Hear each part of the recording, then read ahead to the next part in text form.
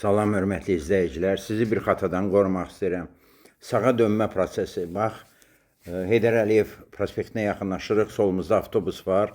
Əslində avtobus da sağ zolağı tutmalıdır, amma dönməsi çətin olduğuna görə sol zolağı tutub. Və fikir verin, mən girmirəm. Avtobusla bardurun arasına girmirəm.